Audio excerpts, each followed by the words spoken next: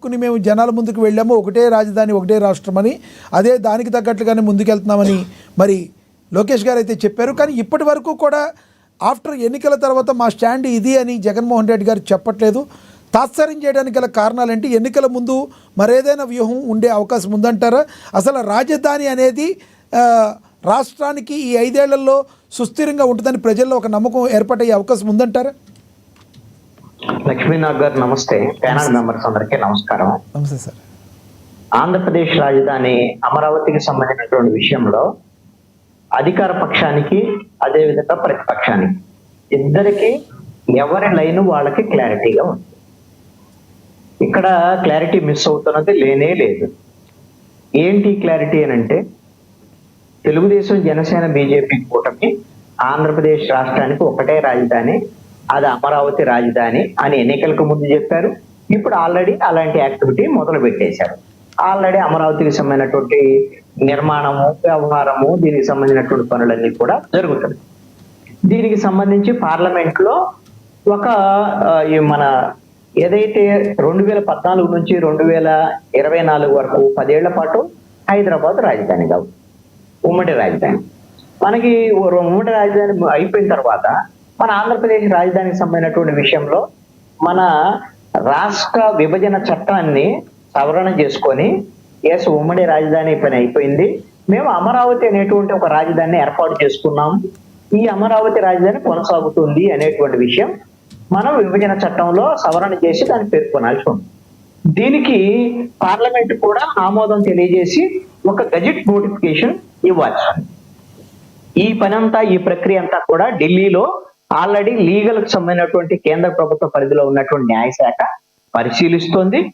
కేంద్ర కేబినెట్ దీనికి ఆమోదం తెలియజేసి పార్లమెంట్ లో తీర్మానం చేసి పార్లమెంటు ఆమోదం మేరకు చట్ట సవరణ చేయాల్సినటువంటి బాధ్యత ఆంధ్రప్రదేశ్ కూటమి ప్రభుత్వం మీద ఉంది. ఒకవైపున డెవలప్మెంట్ జరుగుతుంది, రాజధాని అమరావతి అనేటువంటిది ప్రకటించినట్టు, ఇంతకన్నా వీళ్ళు ఇంకా స్పష్టత ఇవ్వాల్సినటువంటి అవసరం లేదు. అంటే కూటమి వైపు నుంచి ఒక క్లారిటీ, స్పష్టత ఉంది. ఇక ప్రతిపక్షానికి సంబంధించినటువంటి విషయంలో వైఎస్ఆర్ కాంగ్రెస్ పార్టీ ఎన్నికలకు ముందు వాళ్ళు 3 రాజధానులు అనేటువంటి విషయాన్ని చెప్పారు. అందుకు ప్రయత్నం కూడా చేశారు కూడా, వాళ్ళు ఆ ప్రయత్నం కూడా చేశారు.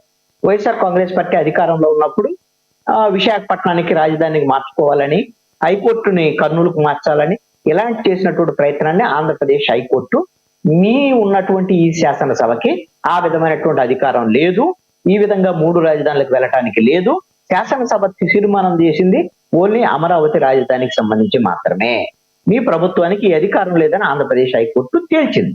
దీని మీద సుప్రీంకోర్టుకి వెళ్ళారు. సుప్రీంకోర్టులో ఏం తేలకపోయినా సరే ఆంధ్రప్రదేశ్ ప్రభుత్వం మన చేతుల్లో ఏం లేదు అనేటువంటి దాని మీద వాళ్ళు కామ్గా ఉన్నటువంటి పరిస్థితులను 3 రాజధానుల్లో ముందుకెళ్ళలేకపోయారు. అలాగని వాళ్ళు 3 రాజధానుల విషయంలో మేము వెనక్కి వెళ్ళాము, అమరావతి రాజధాని అనేటువంటి ప్రయత్నం వైఎస్ఆర్ కాంగ్రెస్ పార్టీ దగ్గర నుంచి లేదు. ఈ విషయంలో మొన్నటికి మొన్నే మాజీ ముఖ్యమంత్రి వైఎస్ జగన్మోహన్ రెడ్డి చాలా స్పష్టంగా ఒక సభలో చెప్పారు, ప్రత్యేకంగా రాజధాని అమరావతి, ప్రత్యేకంగా ఇంకోటి ఏమీ లేవు, ముఖ్యమంత్రి ఎక్కడ కూర్చుంటే ఆ సీట్ ఎక్కడుంటే అక్కడే రాజధాని అని జగన్మోహన్ రెడ్డి చెప్పాడు.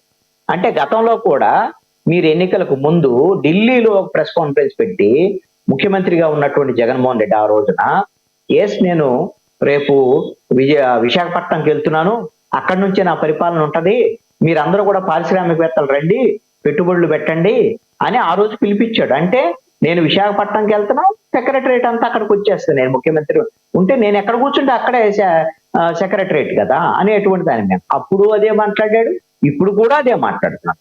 అందుకని అమరావతి అనేటువంటి దాన్ని వైఎస్ఆర్ కాంగ్రెస్ పార్టీ యాక్సెప్ట్ చేయటం లేదు. రేపు పొద్దున వాళ్ళు అధికారంలోకి వస్తే దీన్ని మార్చేస్తామనేటువంటి విధంగా వాళ్ళు మాట్లాడేటువంటి మాటలన్నీ కొనసాగిస్తున్నటువంటి పరిస్థితి ఉంది. దీంట్లో వాళ్ళు క్లారిటీగా ఉన్నారు, అంతే తప్ప వాళ్ళ దగ్గర క్లారిటీ లేదు అనేటువంటిది లేదు. అంటే అమరావతిని యాక్సెప్ట్ చేయట్లేదు, రాజధానులు ఏదైనా మార్చుకోవచ్చు. అంటే ఇదే విధానంతో ఒకవేళ గన జగన్మోహన్ రెడ్డి గారు మళ్ళీ ఎన్నికలకి వెళితే మరొకసారి వైసీపీ పార్టీ ఏమైనా నష్టపోయే అవకాశం ఉందంటారా? గత 2024లో ఈ రాజధానుల విషయం కూడా అంటే ఇంక్లూడింగ్ కలిపి ప్రజలు ఓట్లు వేశారని భావించవచ్చా? మోహన్ రెడ్డి గారు అయితే టీడీపీ జనసేన బీజేపీ కూటమి చెప్పిన అబద్ధాలను నమ్మే ప్రజలు ఓట్లు వేశారంటున్నారు ఆయన. అది ఆయన అభిప్రాయం, వైఎస్ఆర్ కాంగ్రెస్ పార్టీ అభిప్రాయం అది. అదే విధంగా జగన్మోహన్ రెడ్డి అభిప్రాయం కూడా అదే. ఇక్కడ ఒక అంశాన్ని నేను స్పష్టం చేయదలుచుకున్నాను.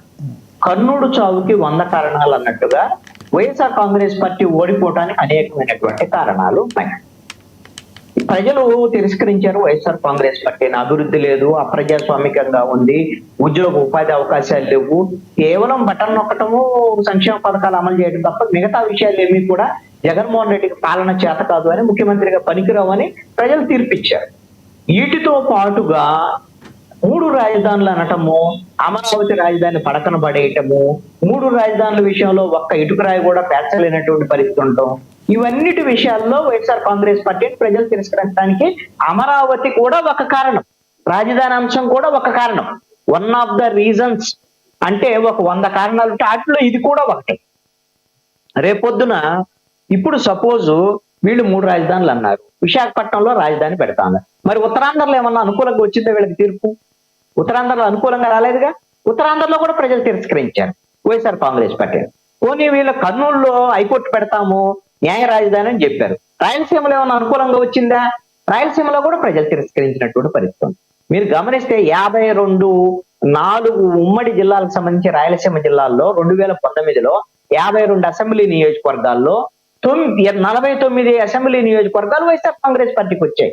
కేవలం 3 అంటే 3, పయ్యావుల కేశవ్, అదే విధంగా చంద్రబాబు నాయుడు, ఇంకొకళ్ళు గెలిచినటువంటి పరిస్థితి, 3. మిగతా అన్ని కూడా బాలకృష్ణ, వీళ్ళు తప్ప ఇంకా అన్ని వైఎస్ఆర్ కాంగ్రెస్ పార్టీ గెలిచింది. కానీ 2024 వచ్చేసరికి ఏమైంది? మీకు మొత్తం రాయలసీమలో కూడా పట్టుకోల్పోయినటువంటి పరిస్థితి ఉంది. రాయలసీమ అంటే 3 రాజధానులే, రాయలసీమ ప్రజలు అంగీకరించలేదు, ఉత్తరాంధ్ర ప్రజలు కూడా అంగీకరించలేదు. మరి ఇప్పుడు కూడా జగన్మోహన్ రెడ్డి అమరావతి రాజధాని వద్దు, నేను ఎక్కడ పెడితే అక్కడ రాజధాని పెడతాను, మళ్ళీ రాయలసీమకి చేస్తాను, లేకపోతే ఉత్తరాంధ్రకి చేస్తాను నేను చెప్పాడు అనుకోండి. మొన్న నమ్మలేదు, మరి ఇప్పుడు నమ్ముతారు లేదని ఇప్పుడు చెప్పలేము. మనం జ్యోతిష్యులం కాదు కదా, ప్రజలు ఎలాంటి తీర్పిస్తారో తెలియదు. కానీ ఎస్ చెప్పండి సార్. కానీ ఏదో చెప్తున్నారు, చెప్పండి సార్. మీరు ఫ్రీజ్ అయ్యారు, కంటిన్యూ చేద్దాం. ఒకసారి మీ దగ్గర ఏదో డిస్టర్బెన్స్ వచ్చినట్టుంది, మళ్ళీ మాట్లాడతాను సార్ మీతో. మనతోటి శంకర కృష్ణవేణి గారు, జనసేన నేత అందుబాటులో ఉన్నారు, ఆవిడతో మాట్లాడదాం. కృష్ణవేణి గారు నమస్తే అండి. నమస్తే అండి లక్ష్మణ గారు, మీకు అలాగే ఏఎన్ఎన్ వీక్షకులకి మరియు రామాంజనేయులు గారికి, మోహన్ రెడ్డి గారికి మరియు కొత్తగా కనిపిస్తున్నారు మహిళా నేత, ఆమెకు కూడా నమస్కారం. ఏమంటారండి రాజధాని విషయంలో లోకేష్ గారు తీసుకున్నప్పుడు చెప్పిన మాట? మీరు మీ పాలనలో, ఈ పాలనలో రాజధాని అమరావతికి చట్టబద్ధత కల్పిస్తారు?